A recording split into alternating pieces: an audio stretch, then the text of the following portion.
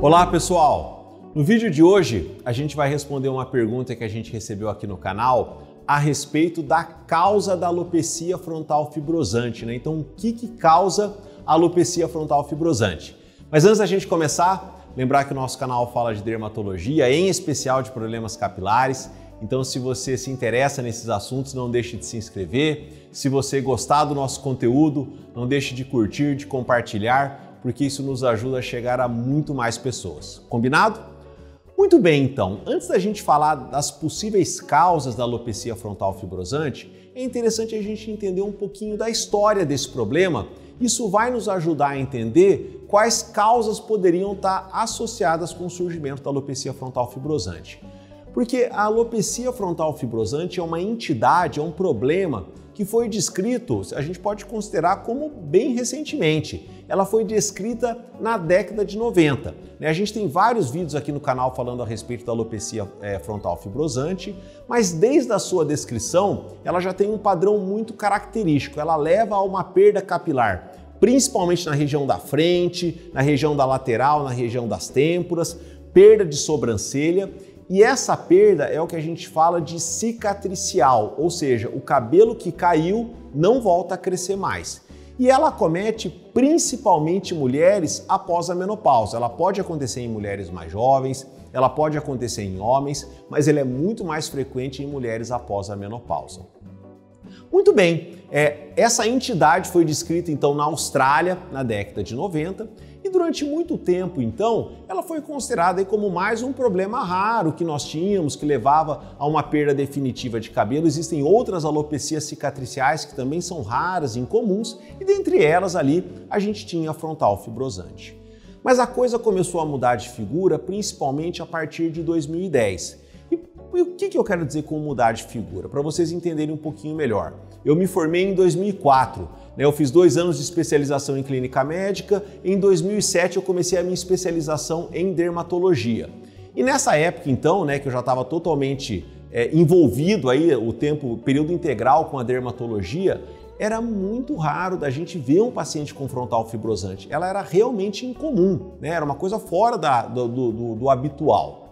E a partir de 2010, principalmente, até o momento ali que eu já estava na minha prática, a gente começou a ver que começou a ser cada vez mais frequente. E como eu me dedico muito ao atendimento de pacientes com queda capilar, então isso é até mais evidente do que de repente um dermatologista que faz um atendimento mais geral. E essa frequência começou a aumentar, principalmente a partir de 2010.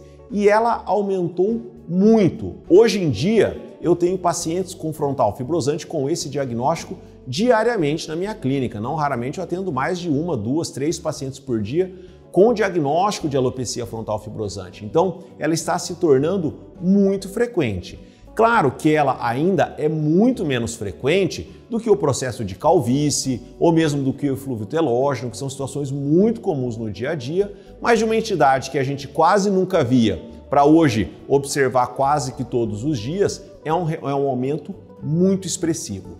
E isso não aconteceu apenas no meu consultório, na minha prática. Se a gente conversar com qualquer colega, qualquer dermatologista que faz um atendimento direcionado para problemas capilares, eles vão dizer a mesma coisa. A gente tem relatos, a gente tem publicações científicas de diversos centros do mundo com a mesma impressão.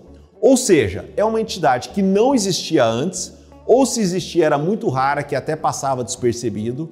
Foi descrita na década de 90 na Austrália.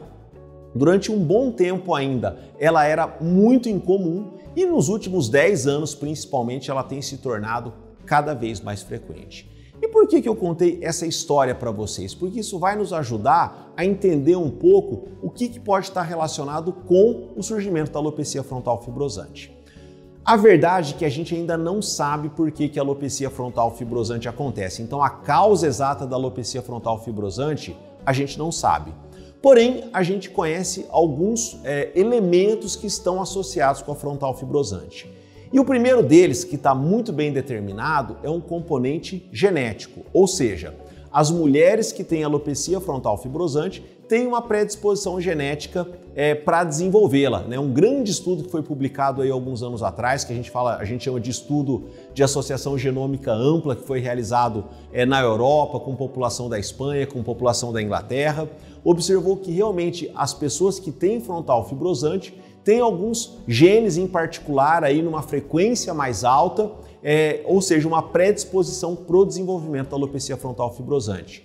A gente, na Universidade Estadual de São Paulo, onde eu trabalho, além do consultório, eu também trabalho com pesquisa, a gente tem uma família que a gente atende de 8 mulheres e de 8 irmãs, na verdade, sendo mais específico, de 8 irmãs, 6 possuem alopecia frontal fibrosante, né? Então, uma grande frequência dentro da mesma família, e quando a gente fez uma avaliação genética, um estudo genético dessa família, a gente observou também alguns genes numa frequência muito mais alta do que a esperada aqui para a nossa população. Ou seja, tem uma predisposição genética.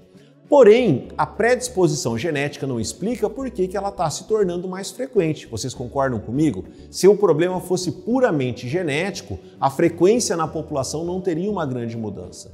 Então, o que a gente entende hoje? Que existem alguns genes que predispõem, porém tem alguma coisa externa, possivelmente ambiental, que está desencadeando, que está sendo um gatilho aí para o desenvolvimento da alopecia frontal fibrosante.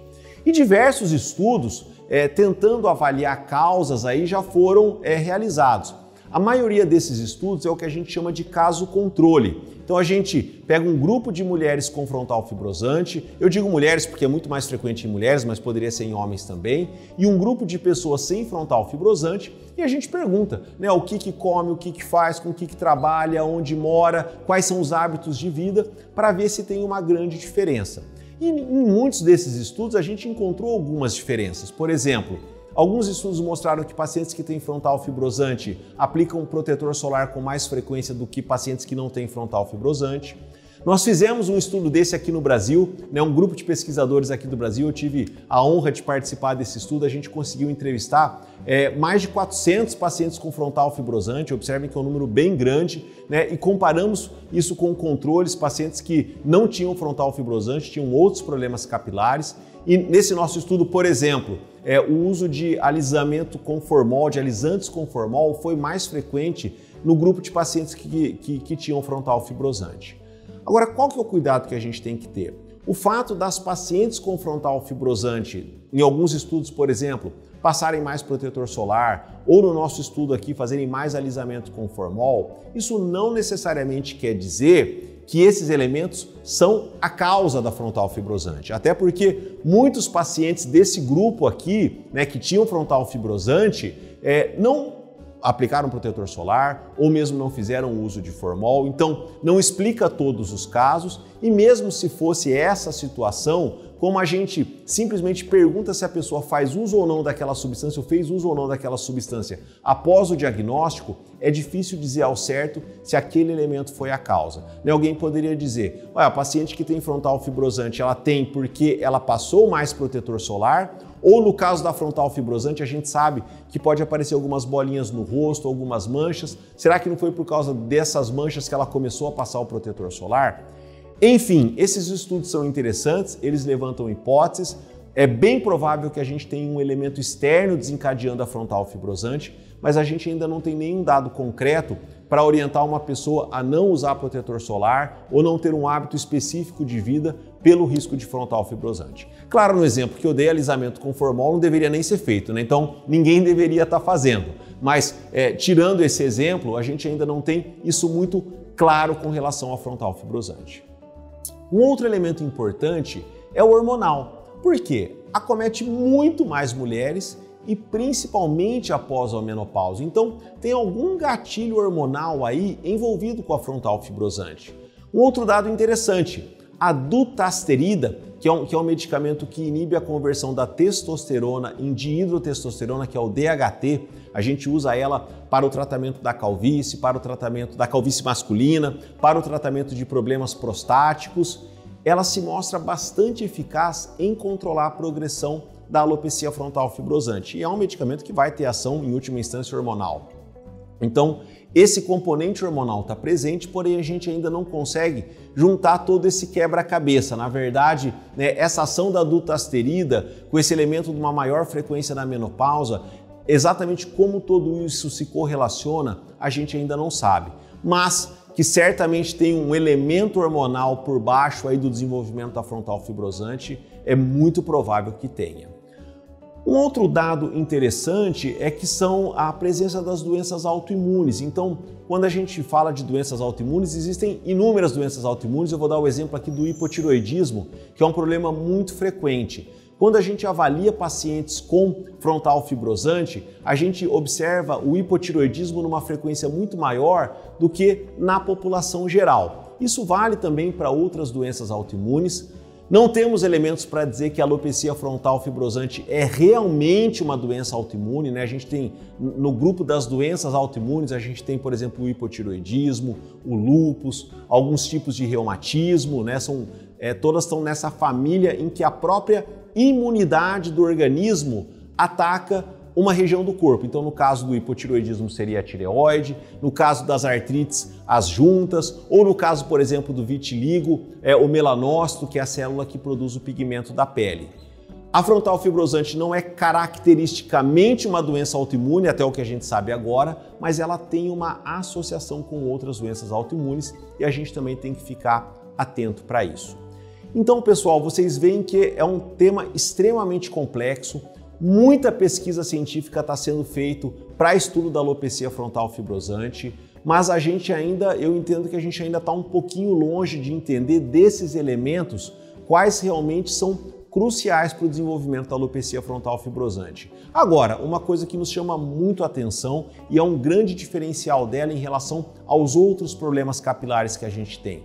O primeiro, que a perda a princípio é definitiva. Na maioria dos casos, a gente basicamente estabiliza a piora e a gente não consegue realmente reverter com o tratamento. Então, isso é um dado que nos causa uma preocupação maior. E o segundo é esse rápido aumento da frequência.